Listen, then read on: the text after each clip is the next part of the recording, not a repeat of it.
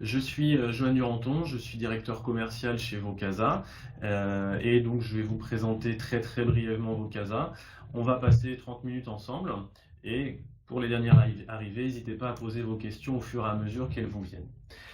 Vocasa en quelques mots, nous sommes un éditeur de solutions logicielles professionnelles, donc j'insiste sur le mot professionnel, c'est vraiment pour faire des enquêtes de la meilleure façon qui soit, d'enquête et d'écoute, notamment d'écoute client bien entendu, à base de questionnaires. On est une structure qui a 12 ans d'expérience, plus de 1000 clients. Tous les secteurs que vous avez cités sont des secteurs où on compte des clients, que ce soit dans l'hôtellerie, dans le B2C comme dans le B2B, sur des secteurs aussi divers et variés que de l'industrie, que du télécom, que du bancaire, etc. On a 50 salariés donc dans un groupe qui s'appelle le groupe Winsoft, qui nous assure une présence à la fois en France, donc sur Paris, Grenoble, Lyon et Avignon, et également donc à l'international. Comme je vous l'ai dit, je fais très rapide. Le but, c'est pas de forcément se présenter, mais quand même, ça vous permet d'en savoir un petit peu plus. On a 3 grandes offres. On a une offre de logiciel qui vous permet d'être autonome pour réaliser vous-même vos enquêtes de façon professionnelle. Nous avons une offre d'enquête clé en main, où l'idée ici, c'est que l'on gère complètement un projet pour vous. Et on a une dernière offre qui est les enquêtes automatisées, c'est-à-dire l'écoute client en continu, qui va permettre de s'interconnecter avec votre ERP, votre CRM par exemple, pour envoyer les enquêtes directement au plus proche de l'interaction du client. On va maintenant démarrer directement la présentation, donc ça va se faire en 4 étapes. Première étape, la préparation du projet. Deuxième étape, la rédaction du questionnaire de satisfaction. Troisième étape, l'interrogation de vos clients. Et quatrième étape, le traitement des résultats. Première étape, il s'agit de préparer son projet. Là, c'est l'élément le plus important quand on veut réaliser un projet de façon professionnelle, car c'est vraiment la qualité du questionnaire qui va vous apporter toute la valeur ajoutée d'un projet d'enquête de satisfaction. Il y a beaucoup d'enquêtes de satisfaction qui, in fine, ne servent à rien parce que le questionnaire a été mal préparé, puis ensuite, du coup, mal réalisé. Prenez donc vraiment le conseil ici, c'est prenez le temps de réfléchir à ce que vous voulez faire. Et pour cela, on va voir comment bien se préparer et quelles questions on doit véritablement se poser. On a 2 grands points à formaliser quand on prépare un projet d'enquête de satisfaction. Le premier point, c'est qu'est-ce que je veux évaluer? J'ai deux choix possibles. Soit je vais évaluer l'ensemble de la satisfaction, auquel cas mon objectif va être d'évaluer la relation client dans sa globalité. Donc il faut en faire le tour dans le questionnaire. Soit je veux évaluer uniquement un événement en particulier. Donc là, ça peut être la commande d'un produit, ça peut être l'appel au service commercial, l'appel au service après-vente. Ici, le questionnaire s'attachera donc uniquement à cet aspect précis de la relation avec le client. C'est un choix fondamental quand vous faites une enquête que de choisir cela, parce que derrière, ça veut dire que ici, grosso modo, l'ensemble de la satisfaction, on va être sur des questionnaires qui vont pouvoir être un petit peu plus longs, c'est-à-dire grosso modo entre 15 questions jusqu'à beaucoup de questions. On verra qu'il faut savoir les limiter tout à l'heure. Sur un événement en particulier, on peut vraiment être sur des questionnaires de 3 à 5 questions, quelque chose de très rapide qui correspond de plus en plus à ce qui se fait évidemment l'année dernière en 2016, mais aussi cette année en 2017. Ensuite, on a qui je veux interroger. Là encore, 2 possibilités. Soit je veux interroger tous mes clients. Donc on est plutôt sur l'enquête qualité, donc l'enquête de satisfaction classique telle qu'on l'entend un petit peu tous dans nos habitudes. Ou alors on peut interroger uniquement une partie de ses clients. Là ça va être par exemple, je veux interroger uniquement les clients qui ont acheté sur mon site internet. Et bien parmi mes clients, ça correspond à 30% de mes clients qui achètent uniquement sur mon site internet. Et donc en effet, en fonction de ces 2 critères-là, qui je veux évaluer et qui je veux interroger, ça va nous permettre de définir 2 choses. Tout d'abord, quelque part, le rythme de votre enquête et un petit peu le nombre de questions que vous allez lui mettre, mais également le mode de collecte que vous allez choisir, c'est-à-dire la façon dont vous allez interroger vos clients. On va, pour s'aider ici, nous-mêmes, formaliser un projet fictif. Donc j'en ai déjà un petit peu parlé avec les gens qui s'étaient connectés un petit peu plus tôt. Il faut, même pour vous, même si vous savez, vous connaissez très bien votre entreprise, il faut mettre une petite présentation très rapide de votre société, il faut l'écrire à un moment donné dans votre document de préparation. Ici, on va prendre un exemple, c'est Société industrielle et commerciale de climatiseurs portables. La société, elle a un site web et les produits se commandent uniquement en ligne. elle dispose enfin d'un service après-vente joignable par téléphone. On a ici mis un petit laïus très sommaire sur l'entreprise et la relation, en tout cas les points de contact qu'elle a avec ses clients potentiels. Ce que l'entreprise veut évaluer dans notre cadre, c'est la satisfaction au fil de l'eau dès qu'une nouvelle commande est passée. Donc on est sur ce qu'on appelle l'écoute client en continu. La société veut s'attacher à évaluer tous les services utilisés pour parvenir à la commande. Donc on est dans le premier cas, c'est-à-dire une enquête qui s'attache à évaluer plus de choses. Qui elle veut interroger? Chaque client qui vient de passer une nouvelle commande. C'est-à-dire que mon client qui a fait une commande en 2016, je ne vais pas l'interroger. Par contre, celui qui vient de passer une commande le 17 janvier ou le 18 janvier, je vais directement venir l'interroger. Alors, je profite pour souhaiter bonjour à Mélanie qui nous rejoint également. Deuxième étape, la rédaction du questionnaire. C'est vraiment la partie la plus difficile. Même quand on se dit, ça fait déjà quelques années que je fais des questionnaires de satisfaction, donc je sais faire, on verra que c'est pas forcément si évident que ça et qu'il y a vraiment des critères à bien respecter. C'est la partie la plus difficile, vraiment là par contre quand on est novice. Il faut éviter certains pièges classiques qui sont de poser notamment des questions biaisées ou bien encore de faire des échelles tronquées. C'est les deux grandes erreurs que l'on peut voir, nous, quand on consulte les enquêtes de nos clients.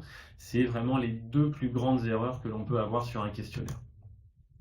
Donc on va s'attacher à éviter ces erreurs-là. Donc je vais vous faire participer un petit peu. Sur le premier, on va voir ce qu'on appelle une question biaisée. Donc ici, vous voyez quelque chose s'afficher. Donc c'est une télévision nationale qui a posé une question sur son site web. Et moi, ma question que je vais vous poser, c'est en quoi cette question-là, elle est biaisée. Alors, je vais la lire. C'est malheureusement sur un événement tragique qui s'est passé l'année dernière. Après l'attaque de Saint-Étienne du Rouvray, faut-il renforcer la protection des lieux de culte? Et la question était véritablement posée de cette façon-là. Donc, je vais vous demander de participer un petit peu et de m'indiquer, selon vous, quels sont les biais que l'on a dans cette question-là. Malgré l'événement tragique, etc., on va vraiment s'attacher à regarder ce que l'on a comme biais. Alors Catherine nous indique, après l'attaque, donc on sous-entend qu'il manque de sécurité. En effet, c'est un des premiers points, c'est le vocabulaire choisi, les mots choisis. On va les voir, il n'y a pas que celui-ci là-dedans. On a Mehdi qui nous indique que c'est une question dirigée. C'est en effet une question, en fait, totalement raison, Mehdi là-dessus, c'est une question qui ne permet pas le non. Si on répond non à cette question-là, c'est qu'on est limite un monstre en fait. Donc quelque part, elle est de fait complètement dirigée et biaisée. Et Mehdi, en ce sens-là, avait complètement raison là-dessus. Donc on a une réponse induite. Vous êtes tous d'accord sur ce point-là. On a également en effet la photo et la présence des policiers qui sont là. Peut-on répondre non, comme nous le dit Frédéric? Non, impossible, sinon on est un monstre si on répond non à cette question-là. Donc on est vraiment sur de la réponse induite et donc de la question qui est complètement biaisée. On va voir, il n'y a pas que ça. Premier point, il y a le contexte à la fois de l'événement et à la fois de la temporalité. C'est-à-dire que si la question avait été posée la veille de l'événement, les réponses n'auraient pas du tout été les mêmes. Je vais vous indiquer un autre critère un peu plus réjouissant, c'est que quand on fait l'enquête sur les personnalités préférées des Français, vous verrez, si vous y attardez un petit peu, selon les événements sportifs qui ont eu lieu avant, par exemple, on va avoir des sportifs ou même des gens qui font du concert, etc., qui vont être plus ou moins mis en valeur. Grosso modo, pour le dire autrement, quand Teddy Riner vient de gagner les Jeux Olympiques ou un titre mondial, et que l'on fait l'enquête juste après ça, ben c'est lui qui va remonter de facto dans le sondage directement. Même chose pour Tony Parker, même chose pour Zinedine Zidane à une autre époque, etc. Donc évidemment, dès qu'on est proche d'un événement de ce type-là qui change vraiment le contexte, il est important, enfin on voit qu'il y a vraiment des changements. Autre point, la formulation. La formulation, ici on nous indique, c'est ce que disait Catherine je crois tout à l'heure, après l'attaque de Saint-Étienne du Rouvray. Donc on parle directement d'une attaque, la formulation elle est biaisée directement. Le dernier point, c'est qu'on n'ait que des mots qui font un référentiel émotionnel. Attaque, renforcer, protection. La photo, rajoute à ce côté émotionnel dessus, avec en effet policier au premier plan, église en deuxième plan. La photo n'est pas non plus anodine dans le choix qui a été fait. Donc là, on a vraiment ces trois principaux critères-là. Sémantique, orienté, Mélanie, exactement. On est vraiment là-dessus. Donc, c'est un exemple qui est dur parce qu'il fait appel à un événement tragique. Néanmoins, je trouve qu'il permet de bien voir ce qu'il faut éviter parce que du coup, tout le monde s'en rend compte assez facilement. Alors que quand on est sur une problématique d'entreprise, ça peut être plus difficile à percevoir. Deuxième élément, c'est ce qu'on appelle les échelles tronquées. Les échelles tronquées, alors je ne vous lis pas cette phrase-là, je vous affiche juste cette question, pardon. Au global, et sur la base de votre expérience au cours des 12 derniers mois, que pensez-vous de la performance de notre société? Et on nous invite à répondre excellente, très bonne, bonne, moyenne, mauvaise, ne sais pas. Selon vous, qu'est-ce qui ne va pas dans cette échelle-là? Qu'est-ce qui vous semble incohérent, tronqué, ou en tout cas qui n'est pas correct d'un point de vue de la satisfaction? Je vous laisse quelques minutes pour répondre. Alors Catherine, qui est la meilleure élève, nous indique en effet donc on n'est pas sur une échelle équilibrée. Une seule réponse négative. Aliette l'indique, plus de réponses positives que de réponses négatives, et Isabelle confirme, pas de neutre et 3 réponses positives. Le pas de neutre, on verra tout à l'heure, c'est pas forcément anodin, ça peut être un choix dans la satisfaction. Par contre ici, là où on est sur une échelle tronquée, c'est qu'on a excellente, très bonne et bonne, qui sont des critères positifs. J'ai 3 critères positifs. J'ai un critère neutre, cependant, qui est la note moyenne. Il va être jugé comme neutre, voire comme négatif dans une culture un peu latine. Et on a un seul critère négatif, plus le ne sais pas, qui normalement a une valeur, alors pas de 0, mais une valeur nulle qui ne compte pas dans les moyennes, quand on est sur justement un outil d'enquête professionnel. Là, ici, la satisfaction va nécessairement tendre vers le positif.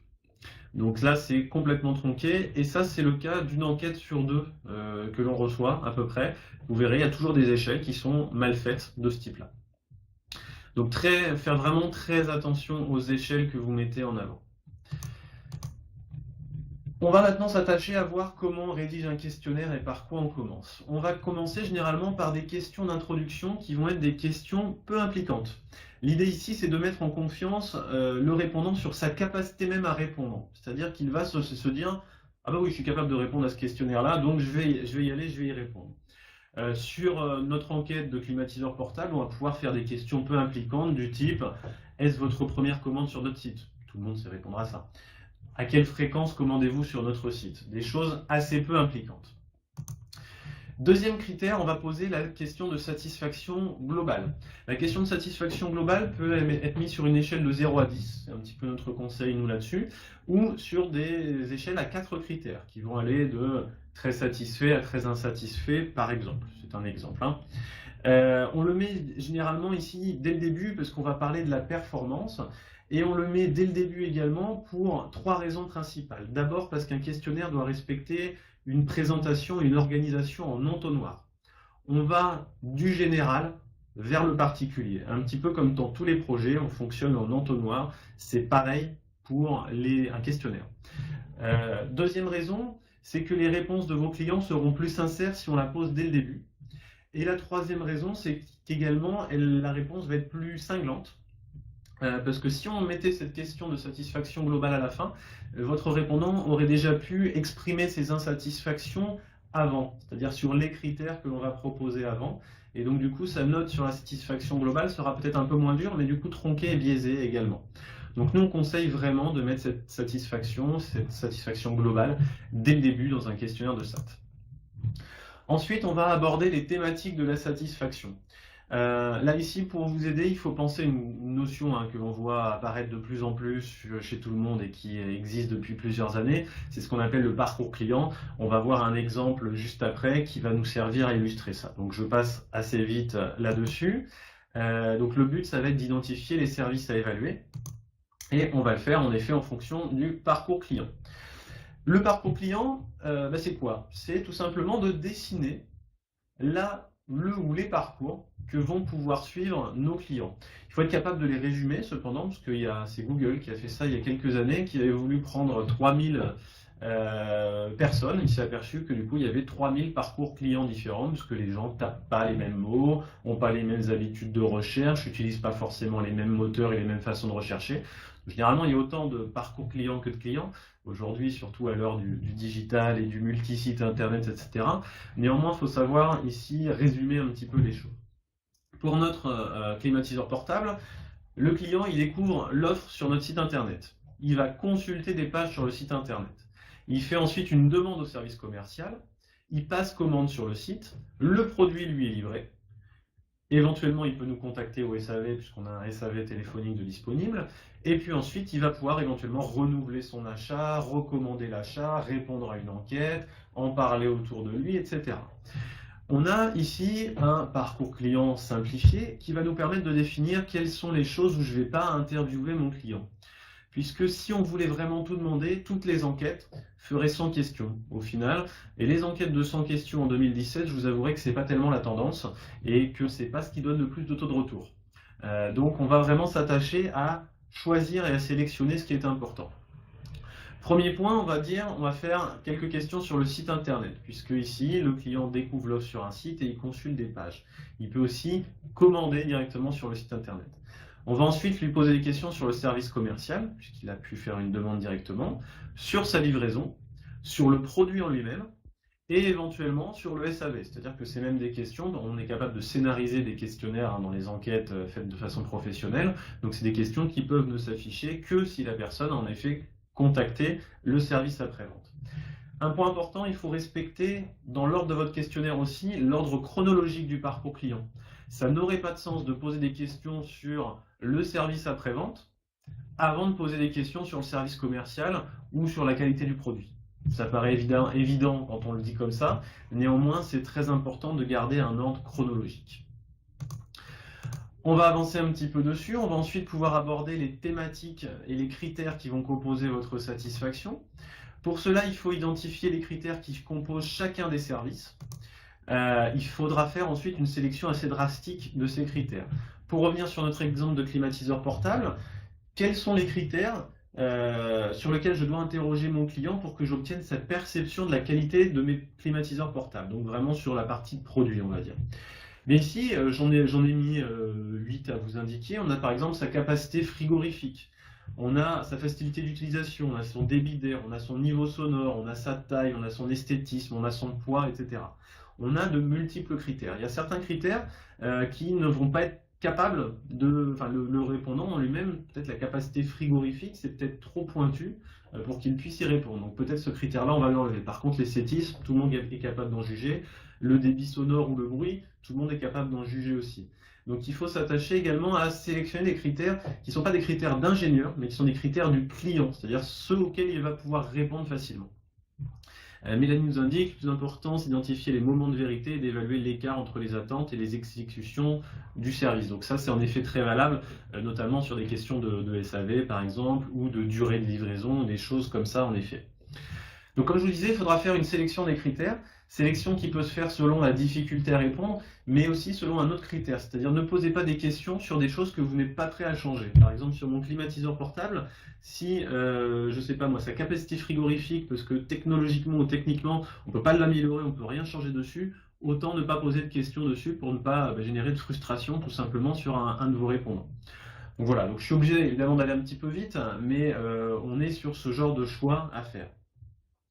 Ensuite, il va falloir respecter certaines règles de rédaction et faire également des questions à échelle sur les critères pour permettre de gagner du temps. Quelques règles de rédaction importantes, par exemple une question de type « Êtes-vous satisfait de la qualité du service de livraison ?» Elle est trop vaste. De quoi parle-t-on? On parle du délai de livraison, on parle de l'emballage du produit, on ne sait pas. C'est trop vaste, donc tout ce qui est vaste et flou, par essence, doit être éliminé ou en tout cas amélioré. Deuxième exemple, en termes de rédaction des questions, une seule idée par question. Donc ça, c'est très important. Il faut exclure les formulations de type « Que pensez-vous de l'accueil ?» entre parenthèses, amabilité, information donnée, etc. Ce genre de questions-là, le répondant, il peut très bien avoir trouvé l'amabilité de la conseillère très bien, mais les informations données très mauvaises parce que ça ne répondait pas à son attente. alors que la personne pouvait tout à fait être polie au téléphone et donc être bien jugée sur ce critère-là. Donc ça pourrait vous faire prendre de très mauvaises décisions en entreprise que de laisser ce genre de questions avec plusieurs idées par question. Ensuite, mieux vaut scinder en 2 questions, hein, évidemment, sur ce genre de choses-là.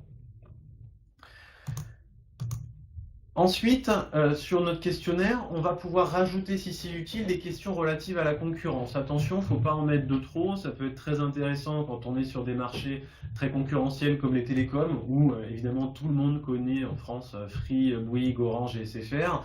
Par contre, sur certains autres marchés, de parler d'autres concurrents, ça peut être dur. Par exemple, sur le climatiseur portable, il n'est pas dit que notre client ait fait un bench au marché et qu'il a vu toutes les entreprises qui vendent du climatiseur portable. Donc ça peut être assez difficile. Donc ça, c'est une question, je dirais, optionnelle. Enfin, une ou plusieurs questions optionnelles. Il faut bien penser à rajouter la question de recommandation. La recommandation aujourd'hui est devenue un critère essentiel dans une enquête de satisfaction, même si j'insiste bien sur ce point, il s'agit de recommandation. C'est ce qu'on appelle le Net Promoter Score, le NPS. On donne un webinar spécifique sur le NPS notamment, mais aussi d'autres grands KPI. Donc là, je vous inviterai, on va le redonner dans quelques temps. Il est également, ce webinar, disponible sur notre chaîne YouTube, puisqu'il y a aussi une demi-heure à en parler. Donc là, je passe assez vite dessus, mais c'est très important de la rajouter ici plutôt à la fin, en effet, de votre questionnaire.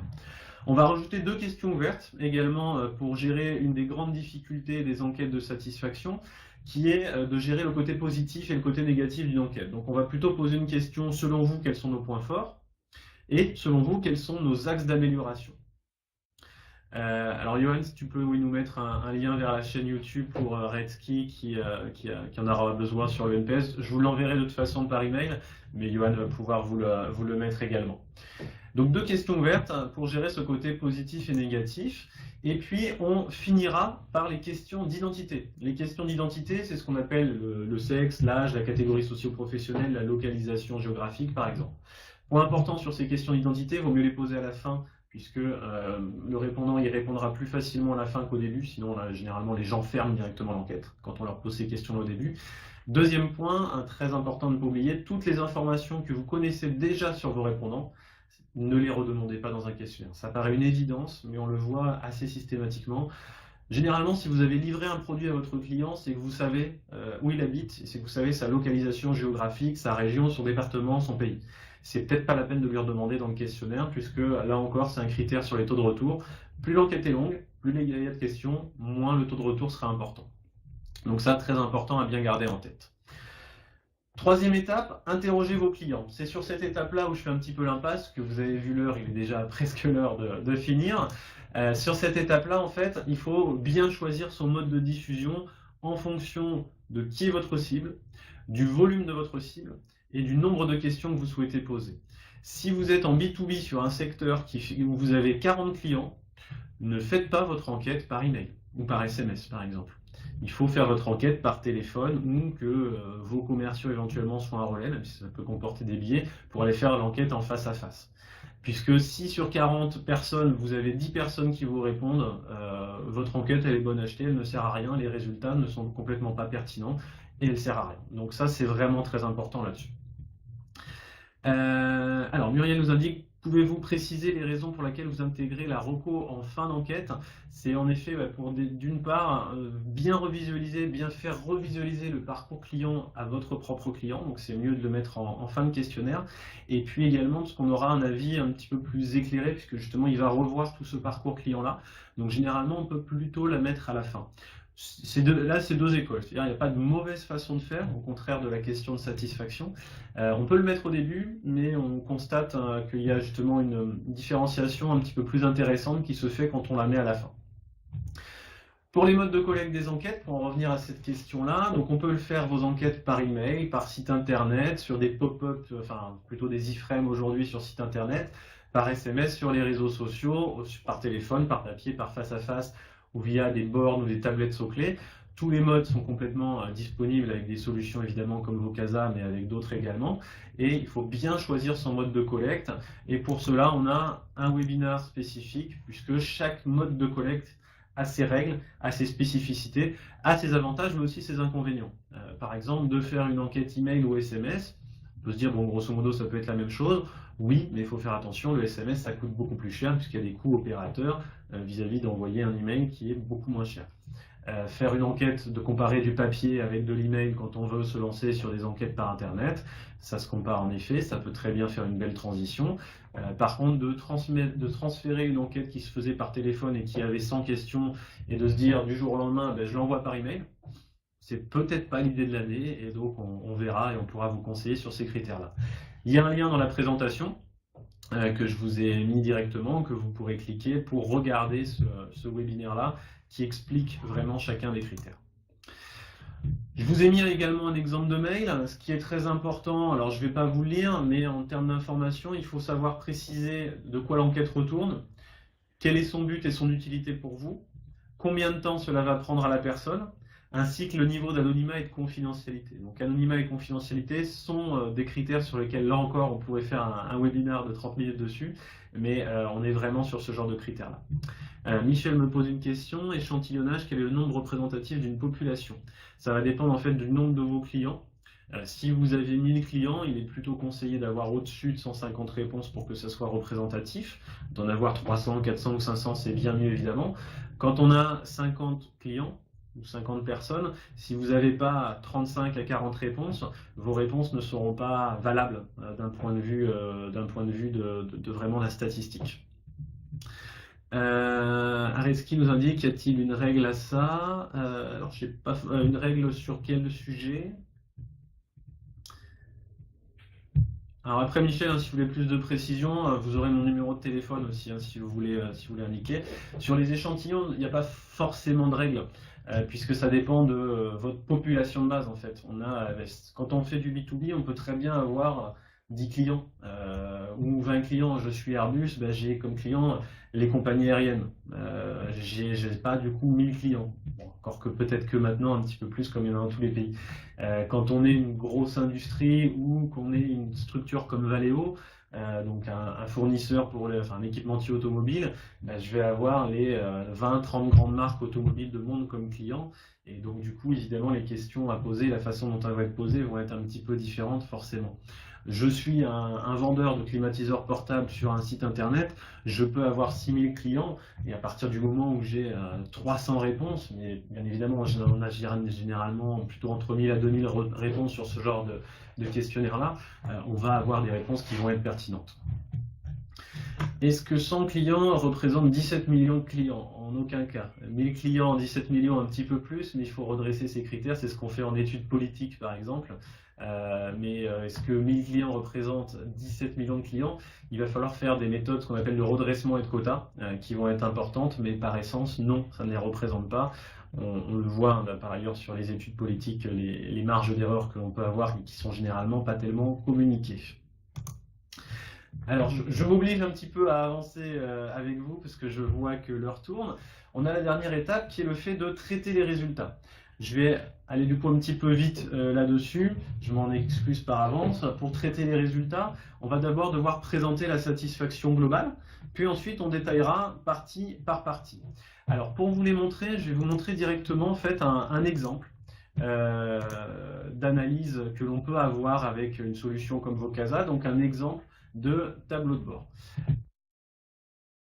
Donc vous m'indiquez tous est-ce que vous voyez bien mon écran avec les graphiques qui s'affichent directement? Alors je retourne rapidement sur Webikeo, ok, c'est bon, tout le monde voit, donc je préférais m'en assurer. Donc ici, comme vous voyez, on va d'abord présenter sa satisfaction globale. On a pu faire des regroupements pour mettre les très satisfaits, assez satisfaits, etc. On peut mettre à côté éventuellement la note de Net Promoter Score. Donc pour ceux qui ont déjà travaillé ce critère-là, c'est une note qui va de moins 100 à plus 100. Et on verra sur quels critères on peut avoir des bonnes notes. On va mettre des filtres qui vont être là les catégories socio-professionnelles, toutes les questions d'identité ou tout ce qui est localisation dessus. Par exemple, j'ai un Net Promoter Score sur ma population globale qui est 999 personnes, j'ai un Net Promoter Score à 9. Si je sélectionne les femmes des professions intermédiaires et cadres, je vais filtrer. Sur ce critère-là, je n'ai plus que 132 réponses. Et ça, c'est très important parce qu'on voit toujours la taille de l'échantillon dans une solution, là, ici, comme Vocasa. Et vous avez ici plus que 3 comme note. Je vais vider les filtres ici pour vous montrer d'autres choses. On a la satisfaction par thème également. Ici, on peut du coup comparer très facilement notre population des femmes, et si je désélectionne la population des hommes, et voir que nos traits ne sont pas forcément les mêmes selon ce que l'on clique. Et puis ensuite, on va définir chacun des critères. Donc on avait la satisfaction sur le site internet, du coup on l'exprime par un graphique, et puis également par une moyenne qui va être en jauge. On va avoir la satisfaction du produit, et la moyenne de satisfaction du produit qui va être 0 à 10. On est sur des graphiques, comme vous voyez, tout à fait dynamiques, qui bougent, donc c'est plutôt joli et agréable à regarder, etc. Ensuite, on va mettre par onglet nos différentes catégories. Donc, par exemple, on avait une catégorie produit, dont je vous ai parlé un petit peu tout à l'heure, et on a mis ici la capacité frigorifique. On précise également que ce sont des moyennes de satisfaction qui vont d'une échelle de 1 à 10. Et on voit par exemple que là, il va falloir que je travaille le plus. Donc là, ici, j'ai les résultats de 5 questions différentes, mais mis en place sur un seul même graphique. Et donc là où il va falloir que je travaille le plus, c'est sur le niveau sonore, par exemple, de mon produit. Et puis après, on a les niveaux de détail directement. Et puis, on peut également avoir ce qu'on appelle les réponses individuelles, qui vont aller sur le fait, alors si on est sur des enquêtes anonymes ou non, on va avoir des critères différents. Mais par exemple ici, je choisis ce que je veux afficher dans ce tableau-là. C'est-à-dire qu'ici, j'ai choisi d'afficher le sexe, la catégorie la profession, pardon, les grandes questions de satisfaction et la question de recommandation. Et d'un seul coup, vous voyez, je peux filtrer automatiquement. Je suis comme dans un tableur filtrable. Et puis après, je vais arriver sur une fiche individuelle qui va m'indiquer tout ce que la personne a répondu à mon questionnaire, y compris les réponses aux questions ouvertes, etc. On a la capacité aussi, comme je vous ai indiqué, à mettre en place des nuages de mots sur des critères positifs ou négatifs. Donc on a vraiment tout ce genre de choses-là qui peut se mettre en place dans une enquête de satisfaction. Alors, bonjour, quelle application permet de faire ce travail d'analyse? En termes d'application, ça permet de prendre des décisions. Exemple que je vous ai montré, le critère le moins bien jugé, c'est la capacité, c'est noter le niveau sonore. Il faut évidemment que je fasse travailler mes ingénieurs sur le niveau sonore de mon produit, puisque si j'ai une note de 4,2 sur 10, c'est que c'est vraiment un critère qui va m'empêcher de vendre à l'avenir mon produit. Donc c'est de prendre des décisions opérationnelles. Et c'est toute la valeur ajoutée justement des questions que vous aurez posées. Si vous posez des questions qui ne vous permettent pas de prendre des décisions, concrètement, je le dis assez brutalement, il vaut mieux pas faire de questionnaire. Parce que vous vous faites perdre du temps, vous faites perdre du temps à vos clients également. Donc il faut vraiment faire cela dans une optique de changement, de modification et aussi de communication. Puisque par exemple, le critère de satisfaction globale qu'on peut transformer en CSAT ou le critère de NPS, c'est des choses dont vous allez vous servir en communication, y compris dans les publicités. Par exemple, quand vous entendez une marque vous dire 97% de nos clients sont satisfaits, c'est le regroupement des très satisfaits et des satisfaits sur la question de satisfaction globale. Donc ça sert aussi à faire de la communication, évidemment. Marie-Cécile, alors pardon, c'était sur l'outil, je vais nous faire de la publicité, on est un petit peu là pour ça aussi. Donc un outil comme Vocasa, le Vocasa Survey Manager, vous permet de faire les analyses que je vous ai montrées en toute autonomie ou avec nos services directement. Sur le traitement des résultats, donc comme on le voit, il y a des grands indicateurs à présenter qui pourront être le taux de satisfaction, le CSAT, le NPS ou le CES. Comme je vous l'ai indiqué, ce sont vraiment des grands indicateurs qui nécessitent de discuter un petit peu plus. Donc là encore, je vous ai mis un lien qui va vous permettre d'en savoir plus si vous le souhaitez. On aura également donc la possibilité de détailler les résultats sur les différents critères. C'est ce qu'on a mis en place dans l'exemple que je vous ai envoyé. Et on pourra faire des regroupements pour identifier ses points forts et ses points faibles. C'est ce que l'on a fait. C'est un peu l'équivalent de faire des tableaux croisés dynamiques, mais dans un tableau de bord, qui va vraiment vous permettre de prendre des décisions directement. Enfin, on utilise plutôt des moyennes généralement sur les critères. C'est un point qui est très important. Comme on l'a vu dans l'exemple que je vous ai montré, on peut appliquer des filtres sur les questions d'identité, donc sur la catégorie socio-professionnelle, le revenu, la taille du noyau familial, tout ce genre de choses-là. Et puis également, traitement des questions ouvertes, nuage de mots-clés, analyse sémantique, tout ce genre de choses peut être fait. Et le fait de comparer les informations, notamment en utilisant des croisements. Par exemple, quand on est un grand opérateur téléphonique, on a des fichiers de beaucoup de personnes, on peut se permettre d'avoir des enquêtes où on a 30 000, 40 000, 60 000 réponses par exemple. Et du coup, vous allez pouvoir filtrer pour aller prendre vraiment une catégorie très particulière. Je veux faire une opération commerciale sur les jeunes équipés d'un forfait et qui ont entre 18 à 20 ans. Je suis tout à fait capable de le faire et de définir quels critères sont les mieux notés pour eux pour mettre mon bon message commercial derrière quand je veux faire mon offre promotionnelle. Ok, et puis donc je vous ai mis également le lien vers le tableau de bord, enfin vers plusieurs tableaux de bord d'ailleurs que je vous ai montré. Je vous le remettrai dans l'email que je vais vous envoyer, ce lien vers le tableau de bord que je vous ai commenté en quelques minutes. C'est des choses qui, si ça vous intéresse, ça sera évidemment possible de le faire pour vous. Maintenant, comment démarrer sur un projet? Là, je vous ai remis nos contacts. Donc, vous pouvez nous contacter sur le info@vocasa.com ou directement 04 32 44 83 40. On redonne, donc on est des gens très actifs sur Webikeo, sur la plateforme. On a un programme trimestriel en fait. Là ici, je vous ai mis les dates jusqu'au 9 février. Donc la semaine prochaine, on va donner comme webinar les nouvelles tendances digitales à privilégier en 2017, donc qui sera assuré par Johan qui était également dans le Webi. On aura également le 26 janvier NPS, CES, CSAT, pourquoi utiliser un graphique en jauge. Donc là, c'est vraiment pour ceux qui sont dans un projet de SAT, c'est très intéressant de voir vraiment la pertinence des graphiques en jauge pour justement aider à la prise de décision. Donc on va y consacrer juste 15 minutes, webinaire très flash mais qui sera très intéressant. On a un webi aussi qui est 10 conseils pour faire des graphiques parlants, puisque bien souvent les outils graphiques sont très mal utilisés dans les entreprises et on se retrouve par exemple avec ce qu'on appelle des camemberts avec 15 variables dedans et du coup le camembert ou le graphique sectoriel devient complètement illisible. Donc tous ces critères-là seront abordés ici. 8 conseils pour maximiser vos taux de retour, très intéressant pour ceux qui sont déjà dans des projets également. Que faire de mes clients satisfaits, également un webinaire qui a eu déjà du succès l'année dernière. Et puis un nouveau qui va être digitaliser vos entretiens professionnels et vos entretiens annuels. Donc là, c'est plutôt une thématique RH, donc pour vous qui êtes plutôt du marketing, c'est peut-être moins intéressant, mais si vous avez des collègues qui sont en train de se poser la question de digitaliser et de dématérialiser les entretiens annuels et professionnels, n'hésitez pas à leur mettre le lien vers notre chaîne.